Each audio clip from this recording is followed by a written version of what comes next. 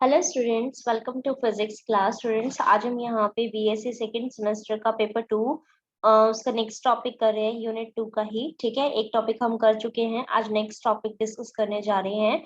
जो हमने last lecture के अंदर किया था वो superposition of two simple harmonic motion किया था विद द इक्वल फ्रीक्वेंसी। ठीक है, आज हम जो करने जा रहे हैं उनकी अनइक्वल फ्रीक्वेंसी जो हम ले रहे हैं, ठीक है, उसके बारे में डिस्कस करने जा रहे हैं। तो चलिए आज चलते हैं। ठीक है, एक बार सिलेबस और देख लेते हैं कि हमारा क्या था। सिलेबस के अंदर देखो, कॉलिनियर यानी कि स्ट्रेट लाइन के अंदर जा रहे हैं। ठीक है, उस स्ट्रेट लाइन के अंदर हमें सुपरपोजिशन प्रिंसिपल बताना था, जो मैंने लास्ट लेक्चर के अंदर सुपरपोजिशन प्रिंसिपल की डेफिनेशन आपको बता दी थी। ठीक है, ये जो सुपरपोजिशन प्रिंसिपल है ये आपका फर्स्ट जो लीनियर डायमेंशन और वो होता है उसको फॉलो करता है, इसीलिए वो उसकी लीनियरिटी भी दिखाता है। ठीक है, इस लीनियरिटी के बारे में मैं आपको लिखवा दूंगी। उसके बाद जो आपका मेन टॉपिक था इसके अंदर, जब हम कॉलिनियर यानी कि एक लाइन के अंदर, ठीक है, कोई भी चीज जो वेव्स है वो सेम डायरेक्शन के अंदर जा रही हैं, ठीक है, पैरेलल है एक दूसरे के, तब हम इन दोनों के बारे में बात कर रहे हैं, राइट। तो उस टाइम के ऊपर आपको क्या बताना था, ये आपको अलग से नहीं करना, इसके अंदर इंक्लूड है ये वाला कॉलिनियर यानी कि सेम डायरेक्शन के अंदर आपको oscillations having the equal frequency, जो हमने लास्ट लेक्चर किया था। अब जो हम करने जा रहे हैं वो है ऑसिलेशन हैविंग डिफरेंट फ्रीक्वेंसी। ठीक है, एक्चुअली में जो ऑसिलेशंस आपकी किसके उसमें आपकी जो एसएचएम आपका बन रहा है, सिंपल हार्मोनिक ऑसिलेशन आपके हैं, अगर वो डिफरेंट फ्रीक्वेंसी कैरी कर रहा है तो उनके जो फाइनल जो रिजल्टेंट बनेगा उसके अंदर वहां उस टाइम पे रिजल्टेंट के अंदर जो वेव बनेगी, सिंपल हार्मोनिक मोशन जो रिजल्टेंट बनेगा हमारा, उसके अंदर उन दो डिफरेंट फ्रीक्वेंसी की वजह से कहीं पे राइजन अप हो रहा है, क्योंकि रिजल्टेंट कहीं पे ऐड हो रहा है तो ऊपर उसको लेके जाएगा, और अगर कोई अपोजिट फेज के अंदर जा रहा है तो वो उसको डिक्रीज भी कर रहा होगा। तो यहाँ पे क्या हो रहा है, इस तरीके की जो ये फिनोमिना, ये जो प्रोडक्शन होगी रिजल्टेंट एसएचएम की, उसको हम क्या बोलते हैं, बीट्स बोलते हैं। क्या बोलते हैं, बीट बोलते हैं। ठीक है, ये जो बीट्स होती हैं ये हमारी वही होती हैं जो हम साउंड के अंदर सुनते हैं ना, कि म्यूजिकल जो अपने आते हैं तो उसमें वो बीट्स आती हैं कि भाई आप एक पर्टिकुलर इंस्ट्रूमेंट्स कैसी आपकी एसएचएम दे रहा है, दूसरा आप म्यूजिकल इंस्ट्रूमेंट ले रहे हो, ठीक है, वो कैसा दे रहा है, उसको कंबाइन करके वो टोटल जो बना रहा है वो आपका किस तरीके उसमें आ रहा है, वो हम बिट्स के थ्रू बता रहे हैं। ठीक है, उसके बाद जब हम उन दो वेव्स को, अभी तो हम कॉलिनियर उसमें लेके चल रहे थे, अब हम इसको परपेंडिकुलर लेके चलेंगे। परपेंडिकुलर में हमें क्या करना है, एक तो उसको उसके डायरेक्शन में लेके चल, मतलब एक तो हम क्या लेके चल रहे हैं, इक्वल फ्रीक्वेंसी का लेके चल रहे हैं। ठीक है, और जब वो अनइक्वल फ्रीक्वेंसी का होता है उसको लिसोजियस फिगर बोलते हैं। तो यानी कि इसके अंदर टोटल हमारे 4 टॉपिक्स थे। आज हमारा जो ये अभी कर रहे हैं इसको मिला के 2 हो जाएंगे, 2 और कर लेंगे तो सेकंड यूनिट अपनी कंप्लीट हो जाएगी इस अकॉर्डिंग। ठीक है, इन चारों में से एक क्वेश्चन आने की पूरी पूरी संभावना है। ठीक है, तो चलिए अब इसको स्टार्ट करते हैं हम। सबसे पहले मैं इसके अंदर समझा देती हूँ कि मैं करवाना क्या चाह रही हूँ इसके अंदर। देखिए, मैं ये बताना चाह रही हूँ कि सपोज, क्योंकि हमें कॉलिनियर उसके अंदर लेके चलना है, कॉलिनियर के अंदर लेके चलना है तो एक ही डायरेक्शन के अंदर हमें दोनों वेव्स जो हैं वो ट्रेवल करवानी पड़ेगी। वेव्स कौन सी, साउंड की। ठीक है, साउंड जो है वो हमें एक ही उसके अंदर ट्रेवल करवाना पड़ेगा, तो हम इन दोनों को पैरेलल लेके चल लेते हैं। ठीक है, हमने इन दोनों को पैरेलल ले लिया। सपोज जो हम यहाँ पे लेके चल रहे हैं उनकी जो फ्रीक्वेंसी है वो कहीं पे अप डाउन, कहीं पे इस तरीके से करके और लेके चल रहे हैं। ठीक है, और कहीं पे हमने प्रॉपर वे से भी इसको ले रखा है इस तरीके से। ठीक है, फ्रीक्वेंसी क्या होता है, number of turns per second कहलाता है ना। तो number of turns per second आपके कहीं पे तो कांस्टेंट उसमें चल रही है और कहीं पे क्या आ रहा है, डिफरेंट उसमें जा रहा है। ठीक है,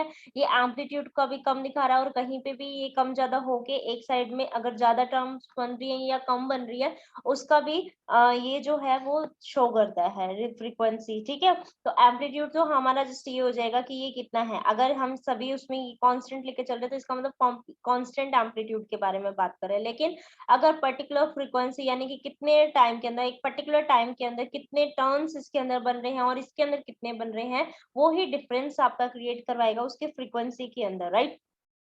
तो हमें यही चीज देखनी है। तो इन दोनों का जो रिजल्टेंट है, सपोज एक का ये जो फेज है ये अप हो रहा है, एक का ये डाउन हो रहा है, तो यहाँ पे इस टाइम पे सपोज ये मेरा कितना है t2 टाइम है, तो इस टाइम के ऊपर ये जो चेंजमेंट आ रहा है तो ये इसका इतना पार्ट क्या करेगा, इसको डिक्रीज करके रिजल्टेंट के अंदर देगा।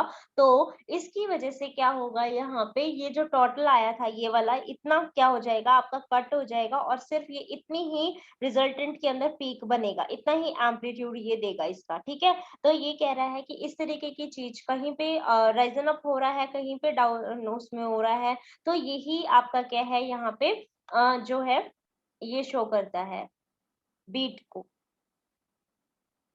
चलिए देखते हैं। ठीक है, स्टार्ट करते हैं हमारा आज का लेक्चर। देखिए आप इसके अंदर देख सकते हो कि हमें सुपरपोजिशन दिखाना है सिंपल हार्मोनिक ऑसिलेशन का ऑफ द डिफरेंट फ्रीक्वेंसी। और जब हम डिफरेंट फ्रीक्वेंसी के बारे में बात करते हैं उसी को ही हम क्या बोलते हैं, बीट्स बोलते हैं। ठीक है, तो यहाँ पे अगर हम इसको ये कर रहे हैं तो हमें क्या करना पड़ेगा, जो आपका रिजल्टेंट एम्पलीट्यूड है वो अल्टरनेट, क्योंकि जब यहाँ पे फ्रीक्वेंसी के बारे में उसमें जा रहा है तो फ्रीक्वेंसी अल्टरनेट होने की वजह से जहाँ पे आपका फेज है वो भी आपका चेंज हो रहा है, तो सीधी सी बात है एम्पलीट्यूड हमारा कट हो रहा था वहां पे, तो उसमें भी चेंजमेंट आ रहा है, तो यानी कि रिजल्टेंट एम्पलीट्यूड है वो आपका अल्टरनेटली मैक्सिमम एंड मिनिमम जो है वो होता जाएगा इसके कोरस्पॉन्डिंग। ठीक है, तो अब यहाँ पे इसके अंदर क्या है कि जो हमारा बीट है वो क्या है, इस जो आपका ये राइजन अप और फॉलिंग जो मैंने अभी बताया था कि अपना जो मेन एम्पलीट्यूड है वो अपना अब भी हो सकता है अगर रिजल्टेंट ऐड हो रहे हैं सेम डायरेक्शन में जा रहे हैं।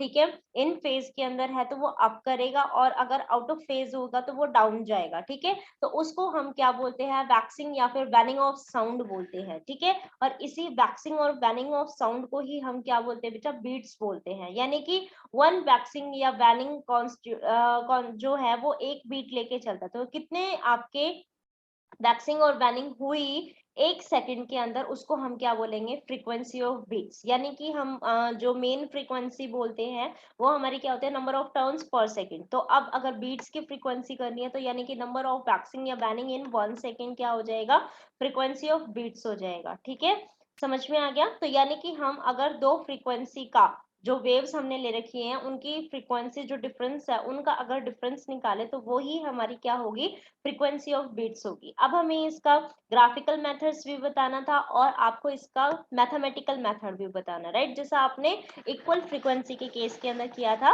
वैसे ही। तो ग्राफिकल तो हमारा सिंपल इसके जैसा ही हो जाएगा कि हमने यहाँ पे एक पर्टिकुलर उसमें सेम एम्पलीट्यूड के उसमें कर रखा था ये वाला। ठीक है, और यहाँ पे इसकी फ्रीक्वेंसी जो है वो भी हमने कांस्टेंट लगभग ले रखी है। यहाँ पे देखो ये यहाँ पे टर्न उसमें आ रहा था लेकिन ये वाला जैसे नीचे उसमें जा रहा था। ठीक है, तो यहाँ पे कहीं कहीं पे उसका वो चेंजमेंट आ रहा है, तो यानी कि क्या है, डिफरेंट फ्रीक्वेंसी की आपकी दो हार्मोनिक वेव्स आपने लेके चल रखी है, तो ये अगर कहीं पे आउट ऑफ फेज, जैसे ये T2 के उसमें आ रहा है, ठीक है, तो ये अपना यहाँ पे तो ये ऐसे जा रहा है और यहाँ ये डाउन उसमें जा रहा है, तो यहाँ पे इसका एम्पलीट्यूड क्या हो गया, कम हो गया। ठीक है, तो ये कह रहा है कि अगर ये इस तरीके से जा रहा है तो इसका जो रिजल्टेंट एम्पलीट्यूड होगा वो अप या डाउन होता जाएगा इसके अकॉर्डिंग। तो इसी को ही हम क्या बोलेंगे, बीट्स बोलेंगे। और जैसा हमने बताया उसके अंदर कि जो हमारी ये जो अपनी क्या बोलते हैं एम्पलीट्यूड का राइजिंग एंड फॉलिंग होगा उसी को ही हम क्या बोल रहे हैं विद रिस्पेक्ट टू टाइम, उसी को ही क्या बोल रहे हैं, बिट्स बता रहे हैं। ठीक है, और उन दोनों का डिफरेंस अगर निकालेंगे तो उसको हम क्या कह देंगे कि जो डिफरेंस आएगा फ्रीक्वेंसी के अंदर वही हमारा नंबर ऑफ बीट्स पर सेकंड होगा। समझ में आ रहा है। आप यहाँ पे इसको अगर ग्राफिकल मेथड को बताएंगे तो ये सारा जो है आपको पढ़ते ही समझ में आ जाएगा, इसको नोट डाउन कर लीजिएगा। ठीक है, नेक्स्ट देखिए इसके अंदर इसका मैथमेटिकल एनालिसिस हमें करना है। तो मैथमेटिकल एनालिसिस के लिए हमें क्या करना पड़ेगा, हमें दो बिट्स लेनी पड़े, वो दो अपनी वेव्स लेनी पड़ेगी। ठीक है, पर्टिकुलर उसका एम्पलीट्यूड उसमें आ जाएगा, तो हमने यहाँ पे एम्पलीट्यूड सेम कर लिया, फ्रीक्वेंसी को वेरी करवा दिया। ठीक है, तो यहाँ पे y1 हमने फर्स्ट वेव ले रखी है जिसका एम्पलीट्यूड दोनों का सेम है और फ्रीक्वेंसी n1 और n2 है जो हमने अलग अलग ले रखी है, तो ये कितनी होगी, a sin 2 पाई n1t और इसका हो गया a sin 2 पाई n2t हमारे पास हो गया। अब हमें पता है कि हमें रिजल्टेंट करना है, तो हमने लास्ट वाले क्वेश्चन के अंदर देखा था रिजल्टेंट के लिए हमें क्या करना पड़ेगा, उसका दोनों का सम अप करना पड़ेगा, राइट। तो सम अप करेंगे तो ये कितना हो जाएगा y1 जो रिजल्टेंट अपना SHM निकलेगा वो कितना हो जाएगा y is equal to y1 plus में y2। इन दोनों की वैल्यूज हमने यहाँ पे पुट कर दी, ठीक है। इन दोनों की वैल्यू अगर पुट करोगे तो आपको पता है a साइन, मतलब यू लगा लो sine A plus sine B कितना हो जाता है 2 sine A plus B by 2 cos A minus B by 2 होता है ना।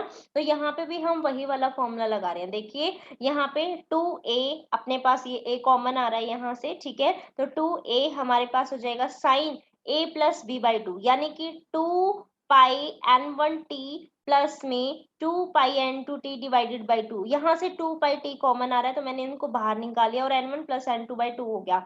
इस वाले फैक्टर के अंदर cos a minus b by 2 था ना, तो a 2 पाई t तो बाहर निकल रहा है, यहाँ पे a माइनस b यानी कि n1 माइनस n2 बाई 2 हमारे पास आ जाएगा, ठीक है।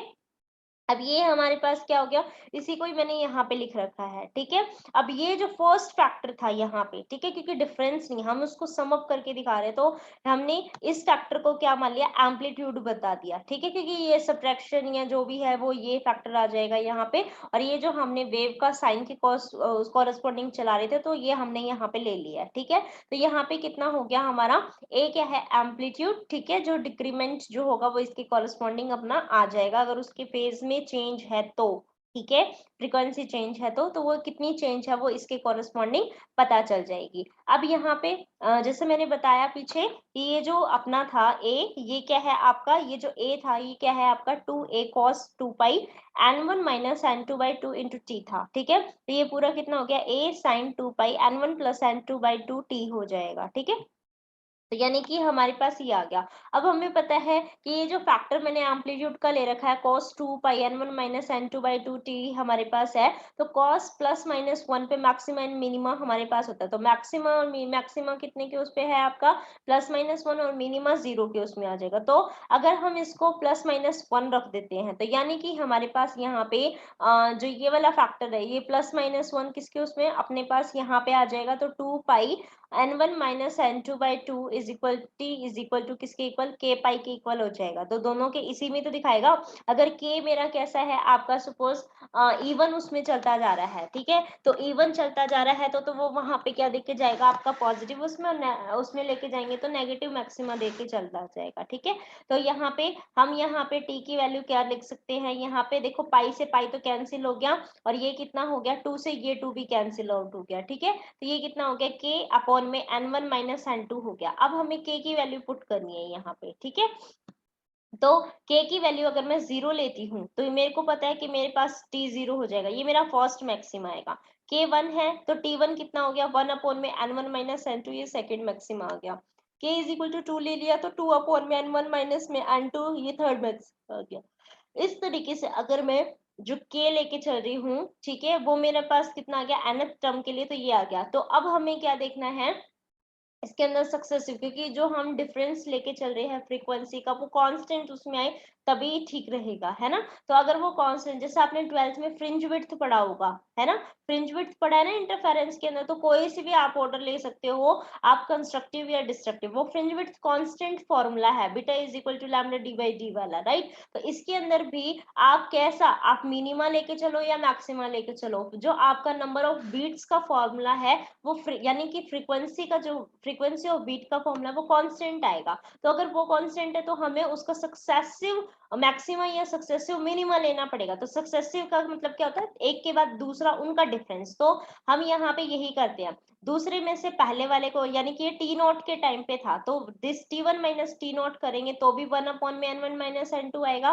टी2 माइनस में टी1 आपने किया तो देखो नीचे डिनोमिनेटर सेम है तो ये 2 माइनस 1 हो गया, तो यानी कि यहाँ पे भी 1 अपॉन में n1 माइनस n2 आएगा। इसी तरीके से हम सारे उसका करें तो दो सक्सेसिव मैक्सिमास का जो टाइम इंटरवल है वो आपका कांस्टेंट रहेगा, जो कि कितना आएगा 1 अपॉन में n1 माइनस n2 सेकेंड्स के उसमें आएगा। तो यानी कि ये जो n1 माइनस n2 है यही हमारा क्या है फ्रीक्वेंसी ऑफ मैक्सिमा आ रहा है। इसी तरीके से मैंने क्या निकाला, एम्पलीट्यूड जब मिनिमा होगा तब निकाला, ठीक है। यानी कि ये फैक्टर मेरा 0 आ जाए। 0 कब आएगा? जब मेरा 90 के कोरेस्पॉन्डिंग चलेगा, क्योंकि हमें पता है कि वो 90 अगर होगा ना तो cos 90 पे 0 होता है, sin 90 पे 1 होता है, cos 90 पे 0 होता है, ठीक है। तो अगर वो cos 90 पे 0 है तो हमें क्या करना पड़ेगा, 90 के फैक्टर्स निकालने पड़ेंगे जो ऑड होंगे, ठीक है। इवन हो गया तो वो उसको कट कर देगा और वो 2 पाई के या 4 पाई इस तरीके की चीजें बना देगा। तो हमने उसको ऑड बनाना था, इसीलिए 2 के प्लस में 1 पाई/2 मैंने कर दिया, ठीक है। तो यहाँ पे k की वैल्यू अब 0 1 2 3 आप कोई भी ले सकते हो, तो यहाँ पे ये वाला फैक्टर आ गया। अब आप वही k की वैल्यू सीक्वेंस जो है वही रखते जाओ। तो अब इसके अंदर इसको सब्ट्रैक्ट करोगे तो भी आपके पास कितना आएगा, 1 अपॉन में n1 माइनस n2 ही आएगा। यानी कि सक्सेसिव मिनिमा करा तो भी 1 अपॉन n1 माइनस n2 आया, और सक्सेसिव मैक्सिमा करा तब भी 1 अपॉन में n1 माइनस n2 आपके पास आया, राइट। तो ये जो आपके पास है n1 माइनस n2, ये ही फ्रीक्वेंसी ऑफ मिनिमा है। n1 माइनस n2 ही मेरा क्या है, फ्रीक्वेंसी ऑफ मैक्सिमा है। तो यही फ्रीक्वेंसी के अंदर जो डिफरेंस आया है पर सेकंड के, उसमें यही हमारे पास क्या होता है, अपना बीट होता है, ठीक है। तो यही हमारे पास, अगर ये हमारे जो मैक्सिमा है ये हमारे पास ये है, ठीक है, और मिनिमा टाइम पे भी हमारे पास कितना आया है, n1 माइनस n2 ही आया है। तो यानी कि यही हमारे पास क्या होगी, n1 माइनस n2 बीट्स जो है वही हमें 1 सेकंड के अंदर, यानी कि पर सेकंड के अंदर क्या होगी, हियर्ड होगी, सुनाई देगी, ठीक है। तो इससे ये पता चलता है कि जो दो ऑसिलेशंस है, जब हम इसके अंदर जो आपका फिगर 1.7 है पीछे वाला, आप देख सकते हो ये वाला, ठीक है। तो 1.7 के अंदर, इस वाले फिगर के अंदर ये कहना चाह रहा है कि दो वेव्स जो आपने ले रखी हैं वो आपकी कैसी हैं, आपने जो ले रखी है इसके अंदर, ठीक है, वो पीरियोडिक है।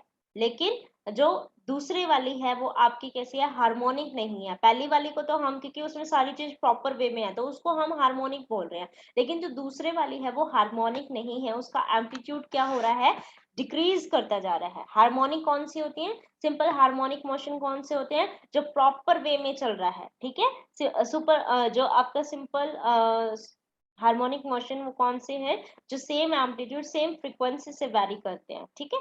तो इस तरीके से हमारे पास है। तो ये क्या है, आपका हार्मोनिक नहीं है, हम उसको पीरियोडिक बोलेंगे। तो इनके बीच का जो दो फ्रीक्वेंसीज के बीच का डिफरेंस आएगा उसको हम क्या बोल रहे हैं, बीट बोल रहे हैं। ये आपको पता होना चाहिए कि जब फ्रीक्वेंसी में डिफरेंट फ्रीक्वेंसी का लेके चल रहे हैं तब बीट्स क्रिएट होती हैं, ठीक। कहाँ कहाँ हम इसको देख सकते हैं, इसके एप्लीकेशन, तो आप इसके एप्लीकेशन जो हैं वो आपके साउंड के उसमें, जैसे म्यूजिशियन वगैरह इसको यूज करते हैं, ये आप अपना नोट डाउन कर सकते हैं, ठीक है, बिल्कुल इजी वे में है। तो इसको नोट डाउन कर लीजिएगा। Thank you for watching this video and keep sharing with your friends. Thank you.